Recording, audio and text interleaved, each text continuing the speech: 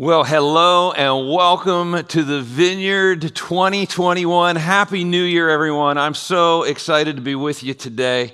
It is 2021. It is no longer 2020. And for a lot of us, we are so glad to be done with 2020, aren't we? I mean, so many people are like, this is the worst year in the history of the world. But, I have a bit of a different perspective on that. And I want to share that with you today. Yeah, it was a disruptive year. There's no question about that. But God uses disruption to bring blessing and to bring beauty. He does regularly. We think disruption is punishment. When something goes wrong and our world gets turned upside down, we start asking questions like, is this the end of the world? Is God bringing judgment on us? And there have been a lot of those questions that have happened over this year. And I understand that because of the ways we've been raised or the churches we've grown up in. But really, that's kind of a limited perspective when you think about it in light of what's going on in the world today.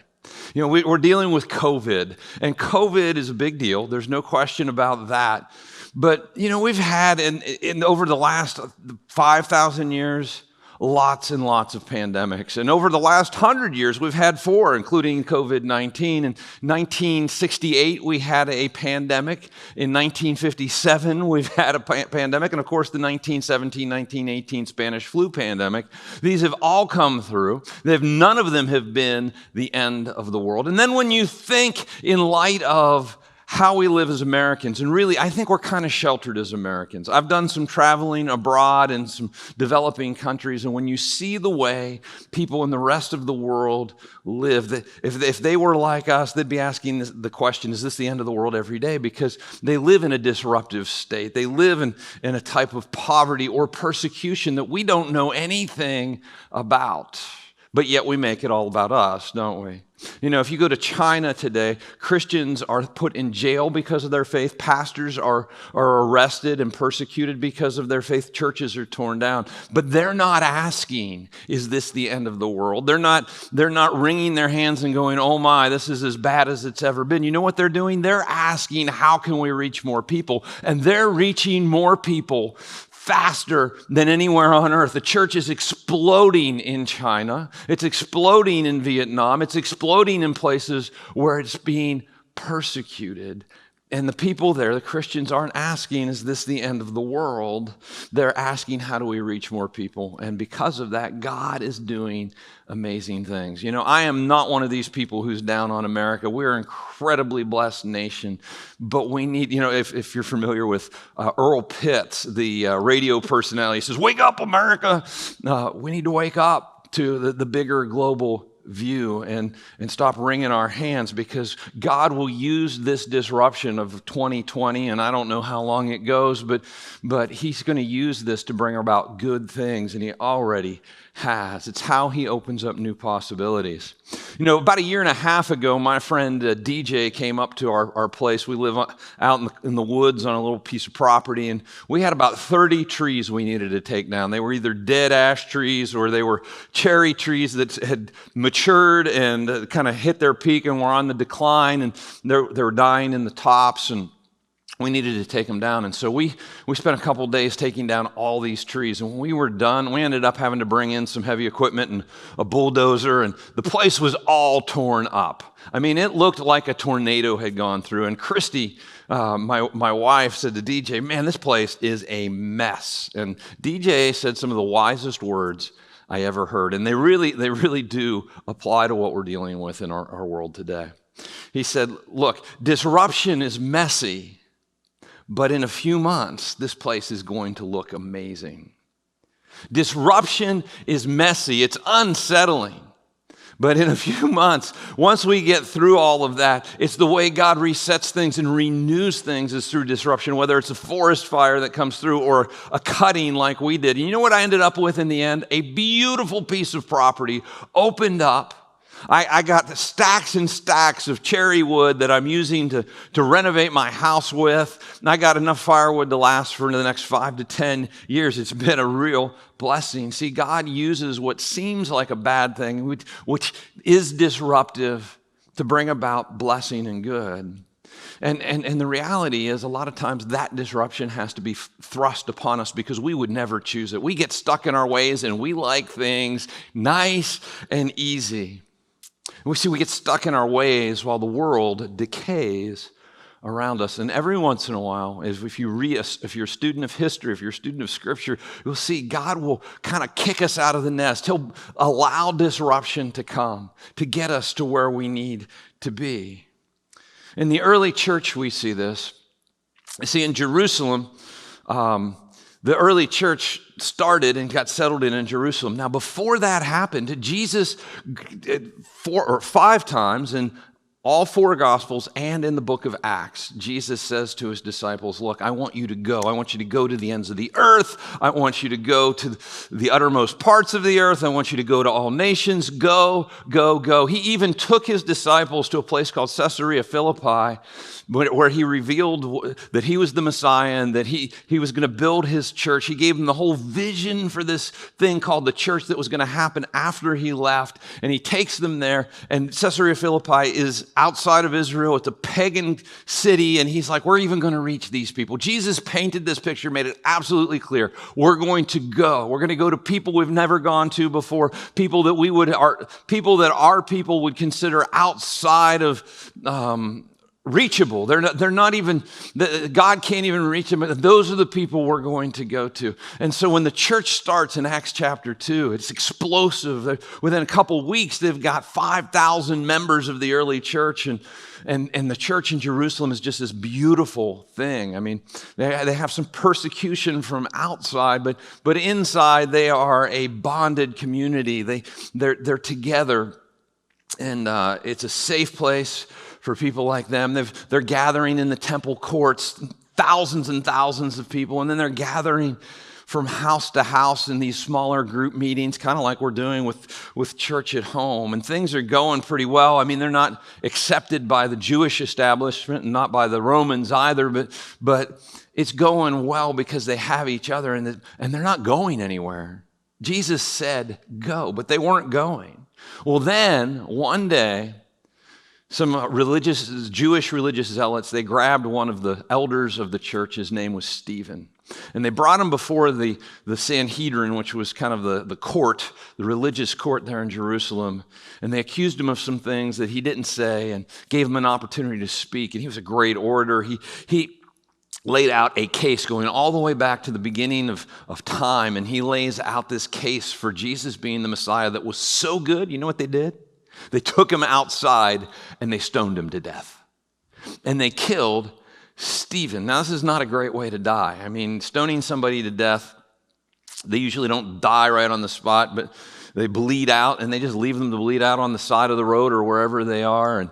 And the animals start gathering around, waiting to feast on the carcass of the person who's dying there. It's a lousy way to go.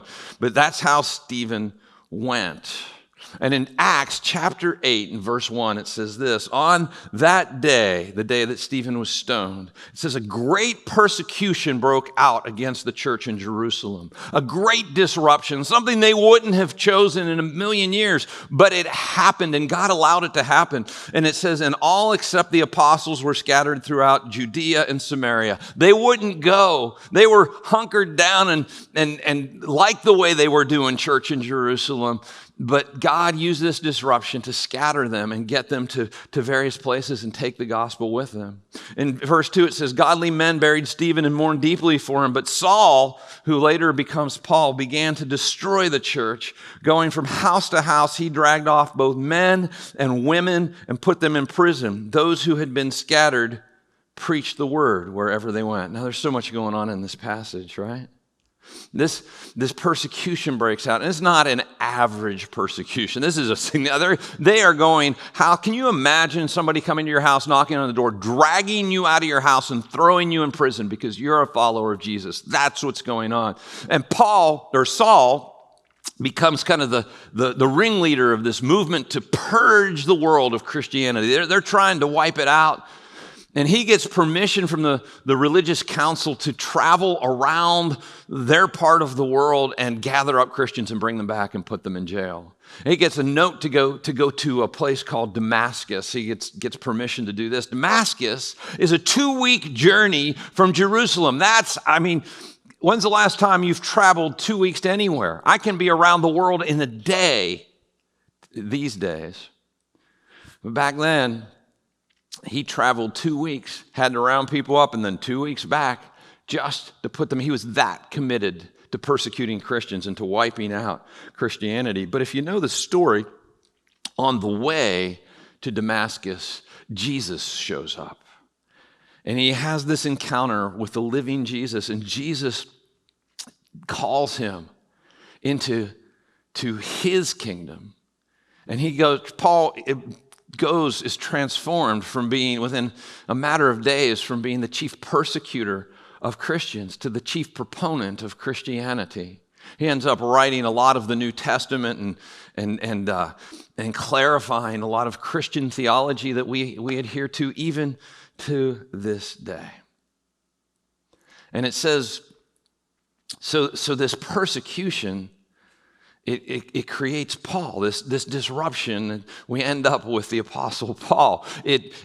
Christians scatter and they take the gospel with them. And in Acts chapter 11 and verse 19, it says this: "Now those who had been scattered by the persecution," we're talking about the same persecution that broke out when Stephen was killed, "traveled as far as Phoenicia, Cyprus, and Antioch, spreading the word only among Jews." Now, pause right here.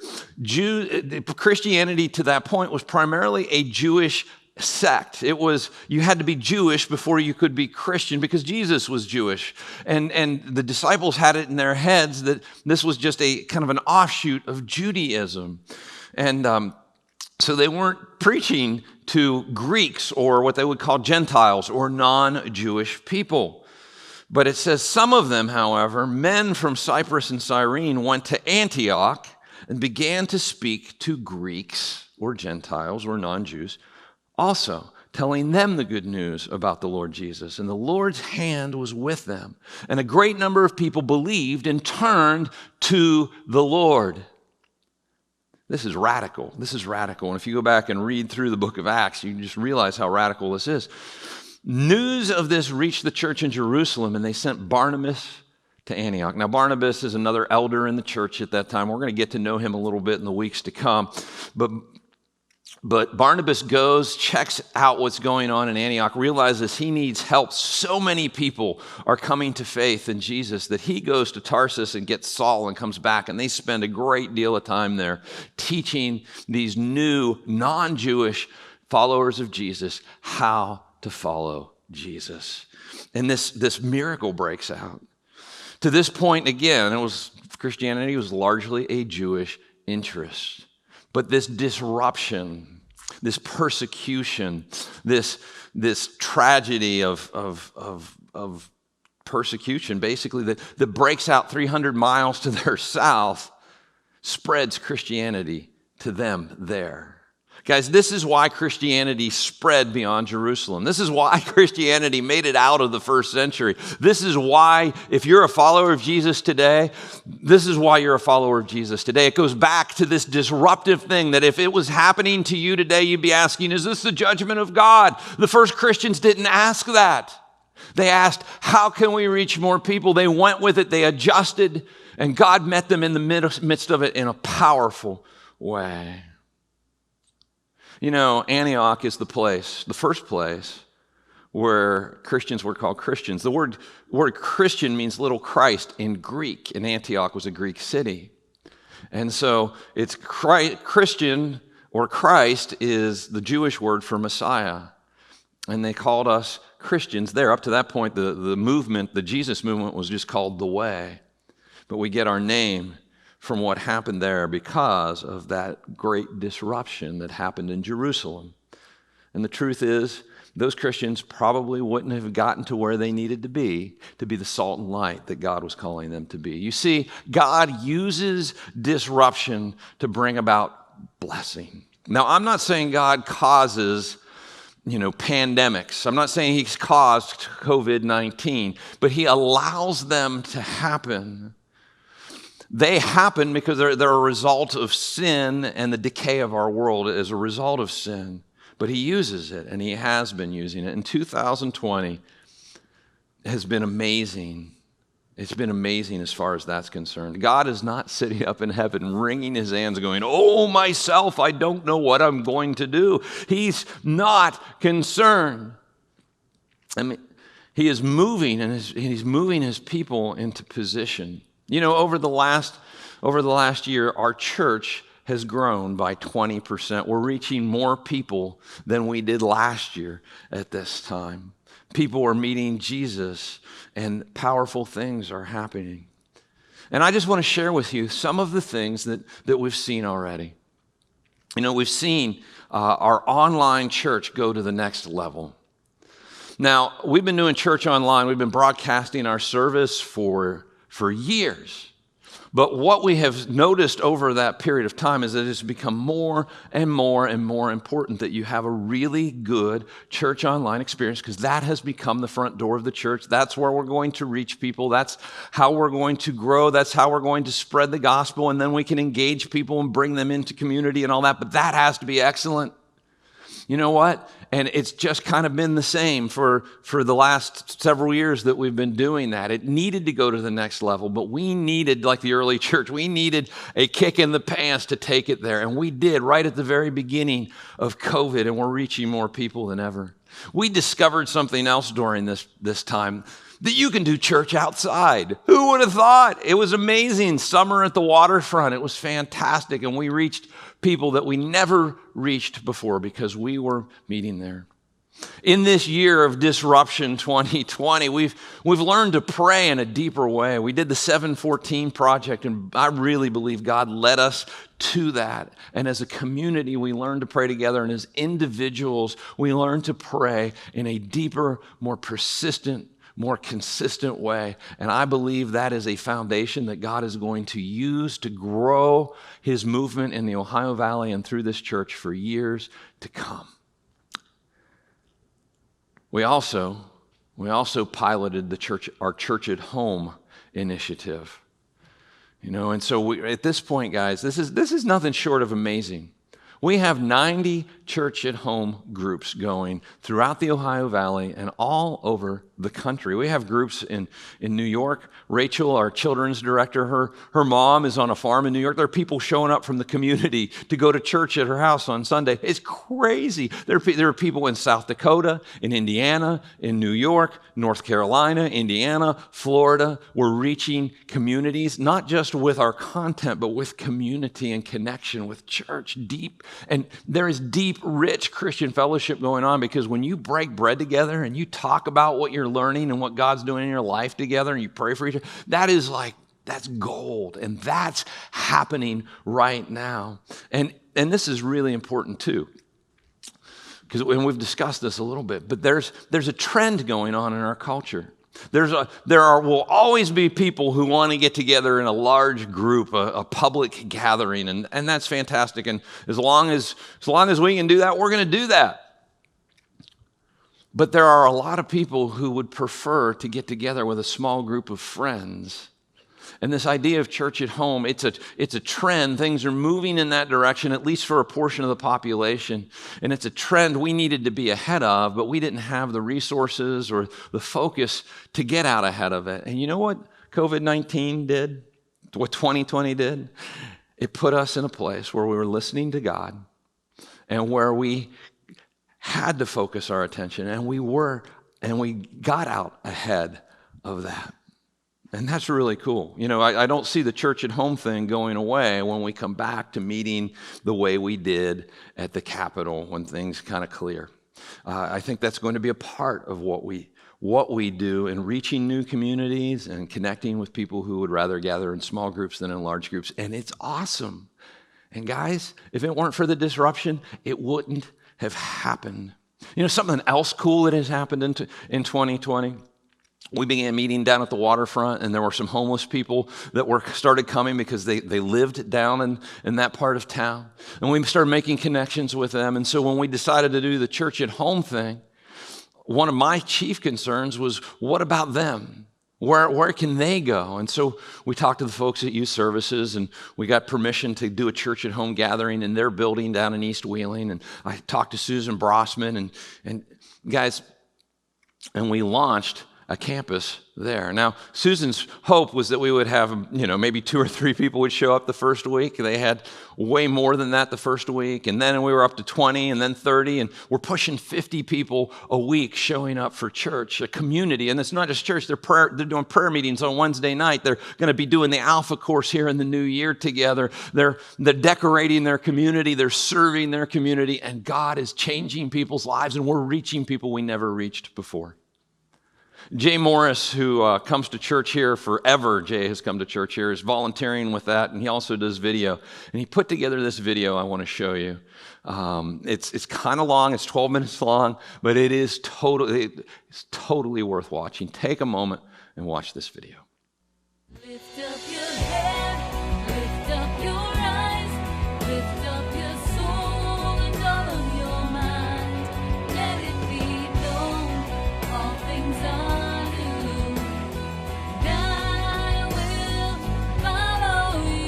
Well, we're meeting downtown all summer long down at the waterfront, which has been just a fantastic experience. Everybody loved being outside, felt comfortable coming outside in the middle of COVID.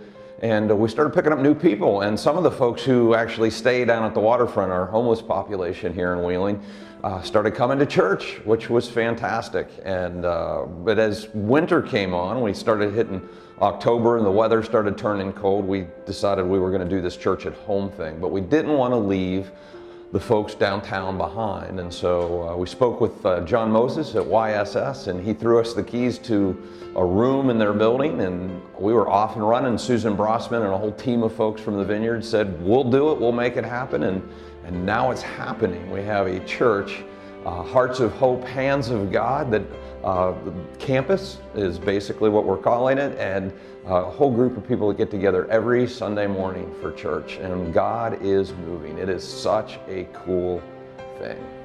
I was more than happy to, offer him an alternative, and am even more excited with the group of people that are coming and the numbers that are showing up. My mentor, who was a Marist brother, Ron Mulholland, said that the only tool and the best tool that we have is our ability to establish meaningful and genuine relationships with people. You have to hear their story. You have to have empathy for their struggles.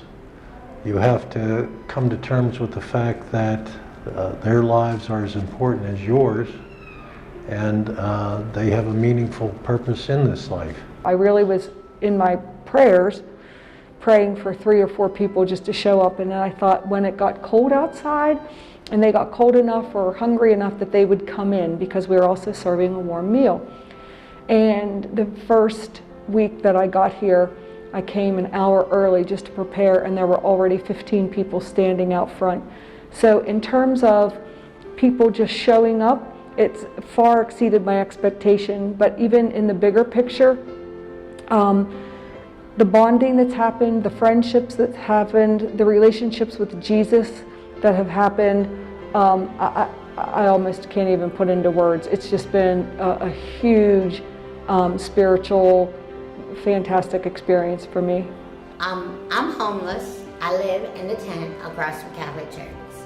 And this church alone has been a big blessing for me, for all the people here, because me personally, I have never been a church-going type person, but this has been a miracle.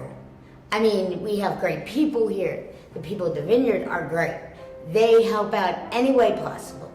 And they sit and listen. They don't even if you just want somebody to talk to, they're here for you.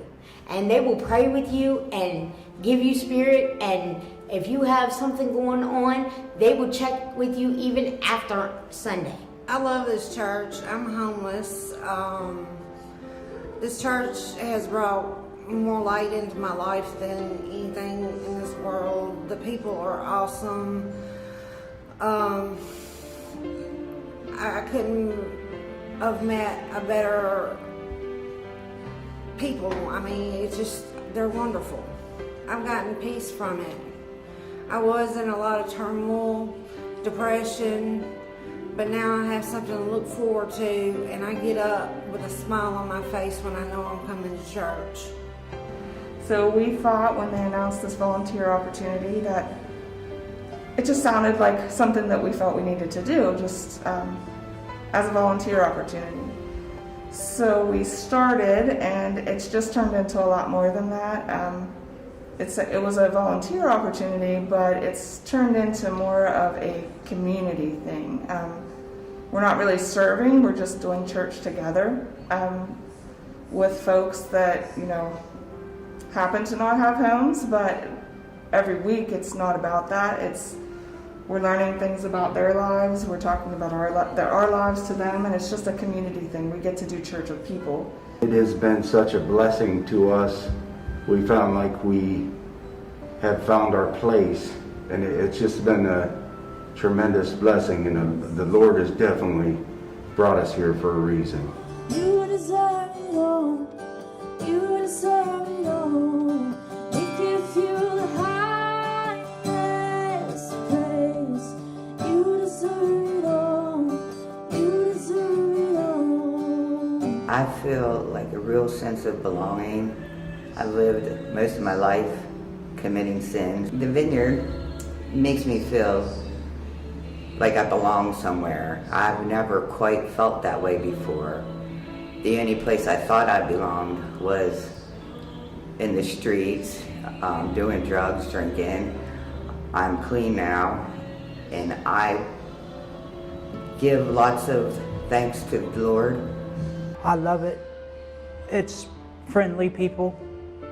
I used to take it out on God what happened to me and everything when I was a kid.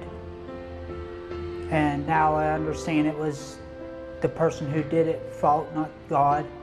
Jesus Christ, doing that crazy hand jive. I don't know what I'd do if I hadn't gone here. It's helped me in a lot of ways. When your spirit's lifted, you feel like you can do anything, and I've been a positive person, and I feel that sooner or later, God is going to have us where we need to be, and I can't wait for that to happen. I can't wait for our new lives. They've opened up their hearts to us. They've allowed us to be in their lives, and I just couldn't be more grateful. It is our job, it is our responsibility to go out to the people that we see on the streets of Wheeling, back at camps, in our homes, or wherever we are. And we need, when somebody is struggling and they're fighting a battle, because we all are, that we tell them the real way to solve that battle. We can have the support of each other, and that's what I love about this group. We support each other.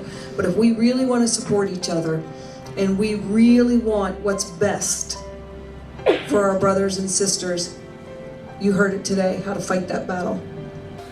Basically, when the pastor was preaching today on the screen and he was doing a personal prayer for everyone, when he was doing that personal prayer for all of us to commit to confess to Jesus Christ our life and ourself and everything else, at the end of the prayer, he touched me a little bit, and I got this motion and this sense from Jesus in my heart. I saw a vision of him in front of me in the cloud standing up, looking at me and smiling, gave me a thumbs up, and that kind of reminded me, like, hey, I've messed up in the past, I've said some things and done wrong things, but still know my heart and soul is there for me and cares for me and loves me and embraces me like his own child.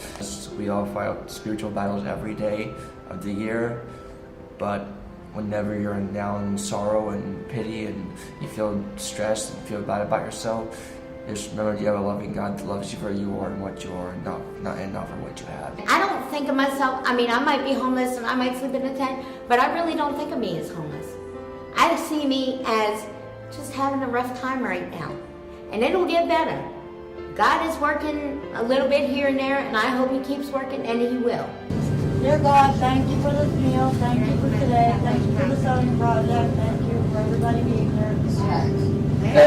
I think that what I have learned in my time working with this population is that most of this population have had some kind of trauma that stems back from childhood, and that no hopeful child ever grows up thinking they're going to be addicted to drugs, and no hopeful child ever grows up thinking that they're going to be homeless. And these are people that do not have a support system, and these are people that have a story. They're a loving group of people. I'm old, and I've never felt threatened ever by this population.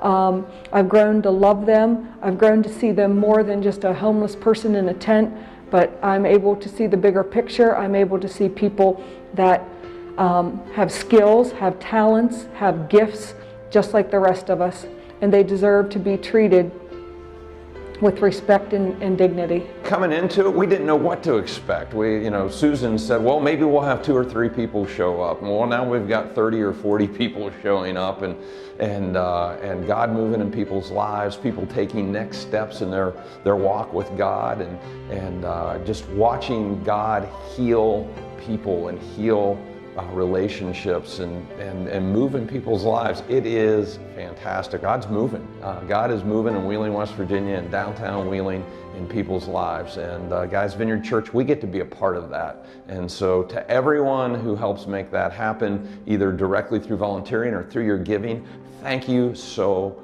much for making this happen. We owe a whole lot of thanks to the Vineyard Church, and may God bless everything that they do. Thank you, Vineyard Church. Thank you for letting us serve and all be together and come together and make so many new friends. It's been really great.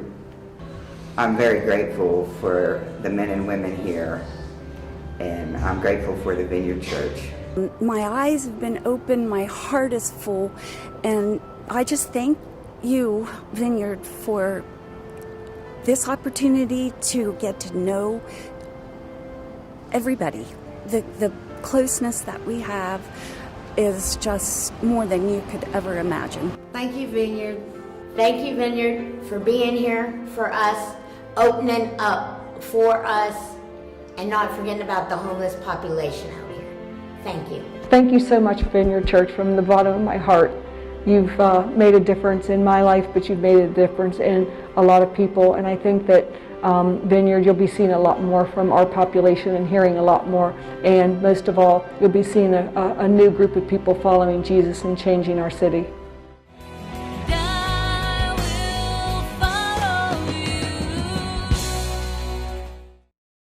Is that remarkable or what? I mean, oh my goodness. And that wouldn't have happened, guys. We wouldn't be reaching those people. Next weekend, we're going to be baptizing. At least 10 of those folks are signed up to be baptized, and we'll probably end up baptizing more. God is on the move. 2020, as disruptive as it has been, is creating all kinds of beauty and fruit.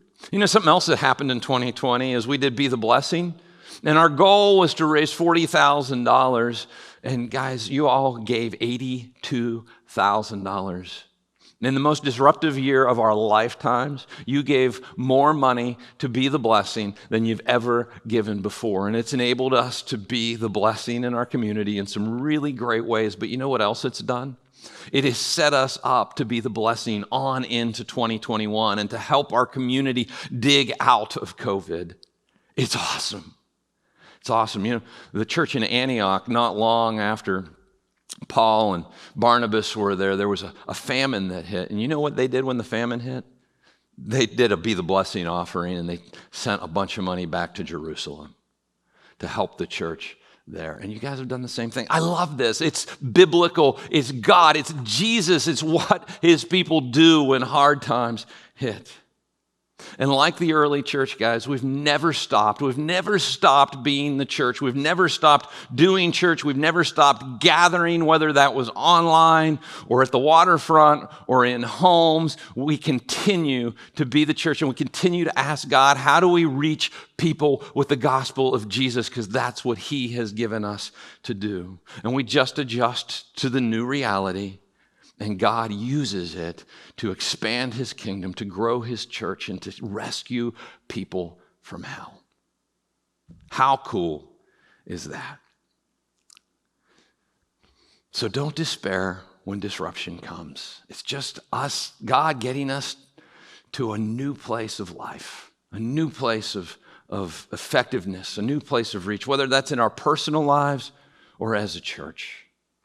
So one of the questions that I'm getting now is, what about 2021? What are we going to do? And the answer to that is, I don't know. I mean, we're listening for the voice of the Lord, and we're trying to follow him. There's a couple things I'm going to share with you that I do know, but for the most part, this is unfolding, and we're going to have to respond in real time. But I want to share with you the two things that I do know. One of them starts next weekend.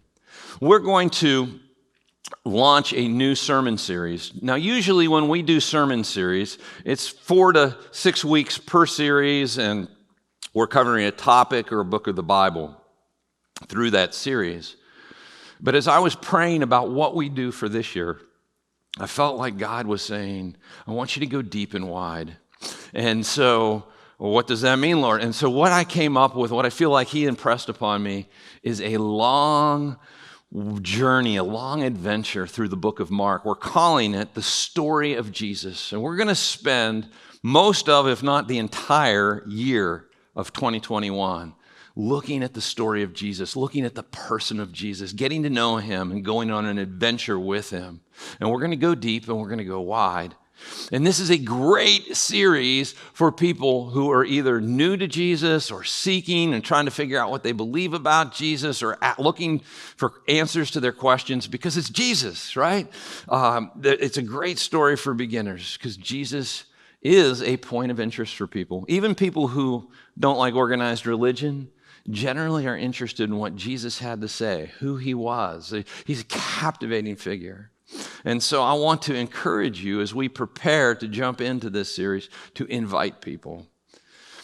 Now, it's not just a great series for beginners and seekers. It's also a great series for longtime Christians because, again, it's all about Jesus.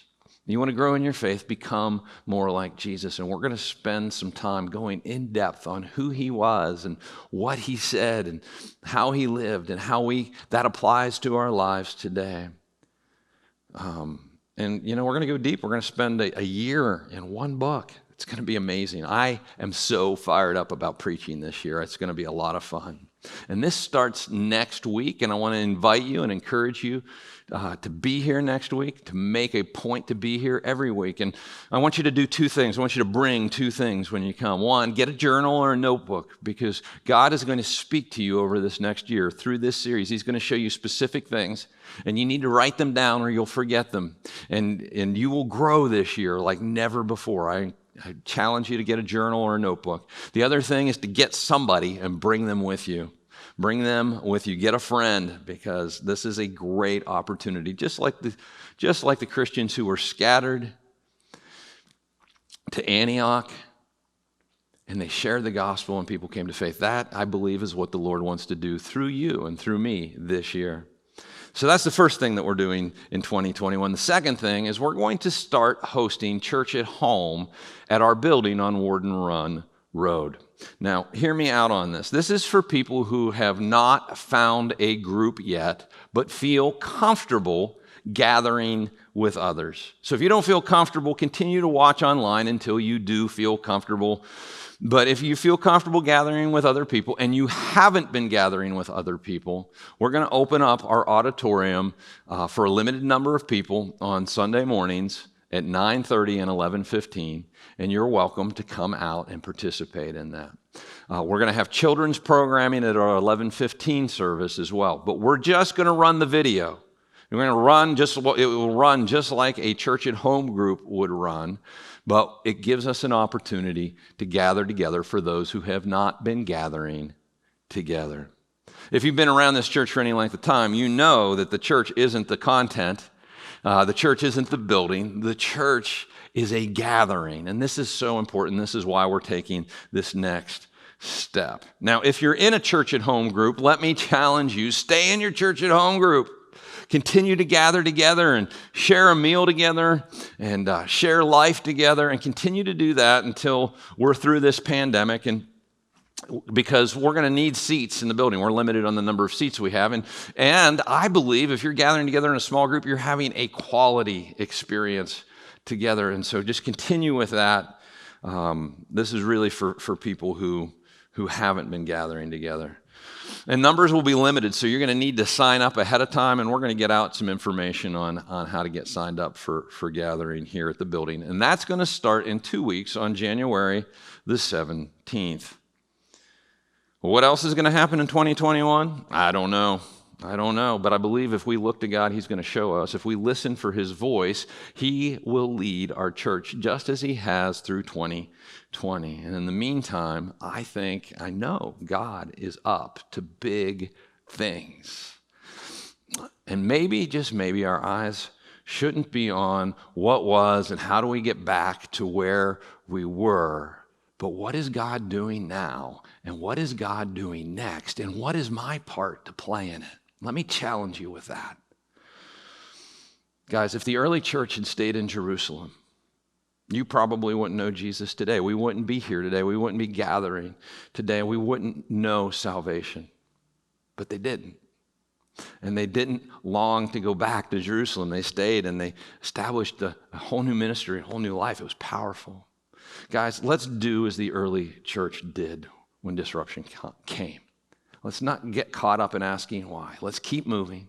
Let's adjust. And let's ask the same question they asked. How can we help more people find and follow God? And I believe if we do this, guys, I believe if you do this, your life will not be full of fear and anxiety and what ifs and wringing our hands, but it will be full of life and purpose and mission and meaning. And if we do this, I believe the best is yet to come, even in 2021. Let's pray. Lord, thank you so much that you have purpose for us, that you have used and will be using this disruption to get us to where we need to be, to grow your kingdom, to rescue people, to share your love, and to change this world. In Jesus' name, amen.